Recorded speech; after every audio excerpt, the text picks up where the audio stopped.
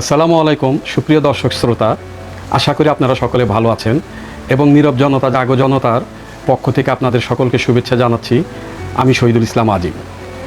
প্রিয় দর্শক শ্রোতা, এইবার বিএনপির নমিনেশন খেলাগুলো খুব ভালো চমৎকার লেগেছে, সেটা জাতীয় নির্বাচনেও এবং বর্তমানে মহিলা আসনের যে প্রার্থিতাগুলো বাছাই করে দিচ্ছে সেগুলো তো আসুন না একবার চোখ বুলিয়ে দেখি, আসুন। ত্রয়োদশ জাতীয় সংসদের সংরক্ষিত নারী আসনে বিএনপির মনোনয়ন পেয়েছেন গোপালগঞ্জ কাশিয়ানী উপজেলা আওয়ামী লীগের বন ও পরিবেশ বিষয়ক সম্পাদক সুবর্ণা ঠাকুর। 52 বছর ধরে আওয়ামী লীগের সেবা করে আসছি, শেখ হাসিনার হাতকে শক্তিশালী করে আসছি। সোমবার সংরক্ষিত নারী আসনের 36 জন চূড়ান্ত প্রার্থীদের তালিকায় তার নাম ঘোষণা করা হয়। বিএনপি নেতাকর্মীদের অভিযোগ, দলের দুঃসময়ে যারা মাঠে থেকে আন্দোলন সংগ্রাম করেছেন, মামলা হামলা সহ্য করেছেন, তাদের মূল্যায়ন না করে আওয়ামী লীগের একজন পদধারী নেত্রীকে মনোনয়ন দেওয়ায় তারা হতাশ ও ক্ষুব্ধ। রাজনৈতিক বিশ্লেষকদের মতে দল পুনর্গঠনের এই সময়ে এ ধরনের সিদ্ধান্ত দলীয় ঐক্য ও শৃঙ্খলার উপর প্রভাব ফেলতে পারে। বিশেষ করে তৃণমূল পর্যায়ে ক্ষোভ বাড়লে নির্বাচনী কার্যক্রমে এর নেতিবাচক প্রতিফলন দেখা দিতে পারে।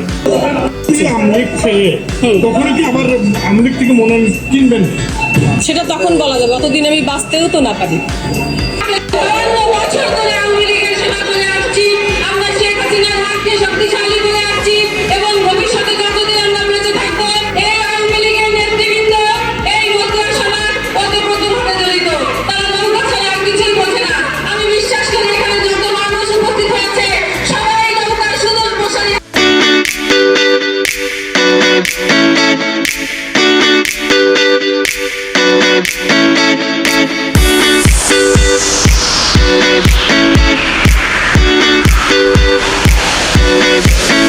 আসসালামু আলাইকুম। বাংলাদেশে এখন তিনজন মানুষ শুধু বিএনপি করে না, আর সবাই বিএনপি করে। তিনজন মানুষ কে কে? একজন হচ্ছে পিনাকি ভট্টাচার্য, আরেকজন ডক্টর কনক সরোয়ার, আরেকজন এই অথম আমি।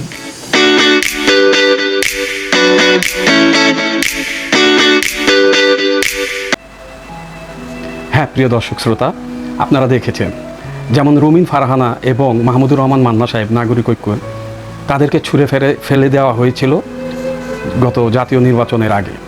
দেখুন, রুমিন ফারহানাকে সবাই কম বেশি চেনেন, জানেন, দেখেছেন, কিন্তু মাহমুদুর রহমান মান্না সাহেবকে আমি সরাসরি সামনে থেকে দেখেছি 7 বছর। তো 7 বছরে দেখেন, তিনি মাঝখানে একবার যখন মেয়র ইলেকশনে ইশরাক সাহেব দাঁড়িয়েছিলেন, তখন মাহমুদুর রহমান মান্না সাহেব মেয়র ইলেকশনে দাঁড়ানোর কথা ছিল। আওয়ামী লীগ তৎকালীন সময়ে আপনার মাহমুদুর রহমান মান্না সাহেবকে আওয়ামী লীগ তৎকালীন সময়ে সাদেক হোসেন খোকা সাহেবের সাথে একটি টেলিফোন কনভারসেশনের মাধ্যমে দেশ অচল করে দিবেন মাহমুদুর রহমান মান্না সাহেব সাদেক হোসেন খোকা সাহেবের সাথে মিলে। এই ধরনের একটি টেলিফোন কনভারসেশন আওয়ামী লীগ সরকার দেখিয়ে মাহমুদুর রহমান সাহেবকে 26টি মাস জেল খাটিয়েছেন। এই জেলটি খাটিয়েছেন যেন তিনি সেই মেয়র নির্বাচনটি করতে না পারেন। তো মাহমুদুর রহমান সাহেব যখন জেল থেকে বের হন, আমরা সবাই তাকে মালা দিয়ে বরণ করি এবং নজরুল অডিটোরিয়ামে, যেটা আমাদের জাতীয় প্রেস ক্লাবে, সেখানে বিশাল আয়োজন করা হয়।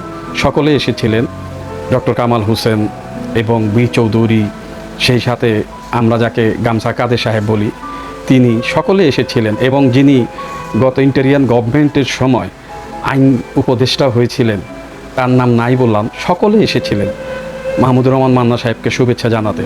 তো যিনি বিএনপির জন্য 26টি মাস জেল খেটেছিলেন এবং বেগম জিয়া বগুড়ার আসনে, বেগম জিয়া নিজের আসনে তাকে নমিনেশন দিয়েছিলেন গত ইলেকশনে, যখন যে ইলেকশনে বিএনপি আওয়ামী লীগের সাথে রাজি হয়েছিল জাতীয় নির্বাচন করার জন্য।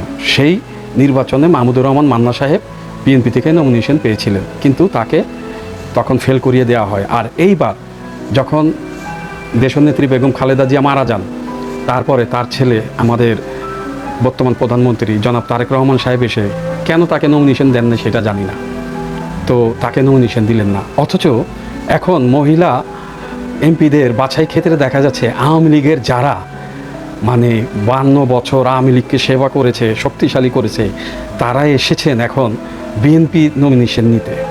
দেখুন, এই দেশটা না কেন জানি না একটা মগের মুল্লুকের দেশ হয়ে গেছে।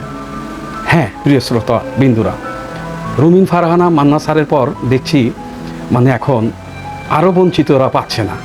এই যে দেখেন সুবর্ণা ঠাকুর 52টি বছর তিনি আওয়ামী লীগকে শক্তিশালী করতে ভূমিকা রেখেছেন, তাকে নমিনেশন বিএনপি দিলেন, অথচ তিনি তার এলাকায় খোঁজ নিয়ে জানা যায় এমন কোনো দমন নিপীড়ন নেই তিনি করেননি। গত 17টি বছর তো করেছেন, এর আগেও আওয়ামী লীগ আমলে করেছেন। সেই মানুষটিকে বিএনপি এবার নমিনেশন দিচ্ছে। এটা কেমন রাজনীতি? হয়তো আমি রাজনীতিবিদ নই, তাই হয়তো আমি রাজনীতি জানি না, কিন্তু এতটুকু তো জানি যে আমার শত্রু সে তো শত্রুই থাকবে। এবং এমনও কথা আছে তার এলাকার তার আসনে যে তিনি ভারতীয় গোয়েন্দা রয়ের এজেন্ট। এই যে হিন্দু মুসলমান যে দাঙ্গাগুলি খুলনা ভিত্তিক সেই ডিভিশনে যে হয়, এখানে তারও অনেকটা ইন্ধন থাকে। যেমন আমাদের দেশে ওই যে একজন অ্যাডভোকেট আছেন হিন্দু পারমাণবিক, হ্যাঁ গোবিন্দ পারমাণবিক, যিনি হিন্দু বৌদ্ধ খ্রিস্টান ঐক্য পরিষদ এর সভাপতি। অথচ দেখেন হিন্দু বৌদ্ধ ঐক্য পরিষদের সভাপতি তিনি মুসলিম দল কাউকে রাখেননি, শুধু 3টি তারা তাদের মতো করে করেছেন। তো যাই হোক, তো এখন কথা হচ্ছে যে এই যে সুবর্ণা ঠাকুর, তারপরে দেখা গেল যে আপনার পার্বত্য এরিয়ার আরও অনেকে আছে যাকে মানে আমাদের ওই পিপি বলা হয়, মাধবী, হ্যাঁ পিপি মাধবীকেও নমিনেশন দেওয়া হয়েছে। কেন দেওয়া হয়েছে জানি না।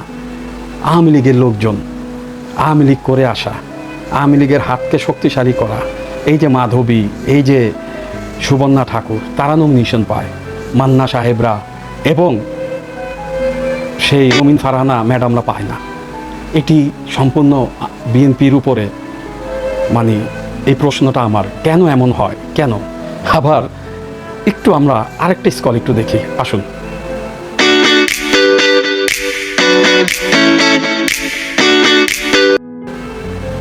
হ্যাঁ প্রিয় দর্শক শ্রোতারা, ফারজানা স্মৃতি, হ্যাঁ ফারহানা স্মৃতি, তিনি গণভোটই দেননি।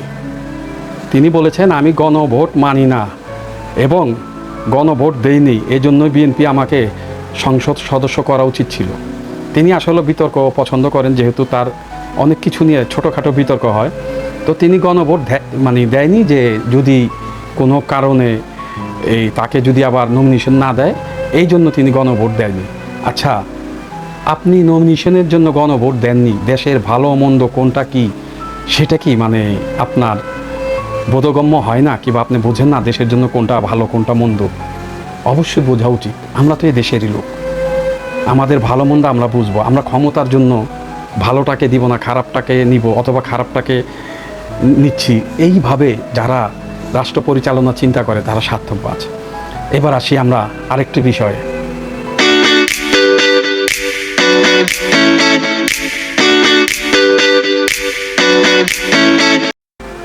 হ্যাঁ প্রিয় দর্শক শ্রোতা, জাহিদুর রহমান। তো জাহিদ ভাইয়ের সাথে আমি এর আগেও বলেছি, এখনও বলছি, এর আগে বেশ কিছু মানে প্রোগ্রামে একই স্টেজে বক্তব্য দেওয়ার সৌভাগ্য হয়েছিল। খুব বেশি না, সংখ্যায় হয়তো 3-4টা হবে, বাংলাদেশ ফটোগ্রাফার্স অ্যাসোসিয়েশনে এবং যাত্রাবাড়ি চাইনিজে এবং নাগরিক ঐক্যের অফিসে।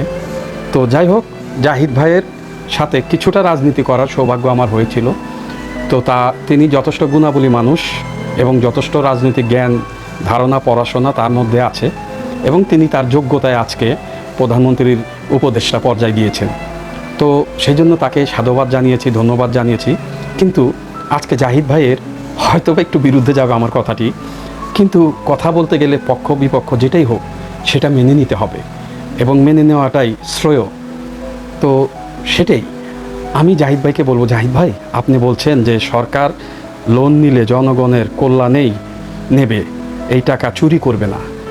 এই পর্যন্ত বাংলাদেশে যত সরকার এসেছে, সরকার প্রধান না হোক, সরকারের মন্ত্রীবর্গ এবং আমলারা যারা যেভাবে হোক, জনকল্যাণের টাকা কি একটি টাকা কেউ মারেন আপনি? মানে আমাকে প্রমাণ সহ দেখাতে পারবেন একটি টাকা জনকল্যাণের রাষ্ট্রীয় তহবিল থেকে সরকারি, মানে সরকার বলতে গেলে তারেক রহমান বোঝাতে হবে বিষয়টা, তাই নয়, বিষয়টা আরও অনেকে আছে। আমি ধরলাম জাহিদ ভাইয়ের কথাই, যেহেতু তার সাথে রাজনীতি করেছি, তাকে বললে সে হয়তো আমার বিষয়টা মেনে নেবে। আপনি ভুলবশত 1 টাকা মিস ইউজ করেছেন, তো সেটা কি অপচয় হলো না? তো দেখুন কোনো সরকার যে জনকল্যাণের জন্য টাকা নেয় সেটা জনকল্যাণে ব্যবহার করে 1 টাকাও মারে না, এ কথাটি সত্য নয়। জাহিদ ভাই, আপনাকে জ্ঞান দেওয়ার মতো ক্ষমতা আমার নেই। যদি তাই হতো তাহলে এত ঋণের বোঝা এই দেশে এখনও থাকতো না।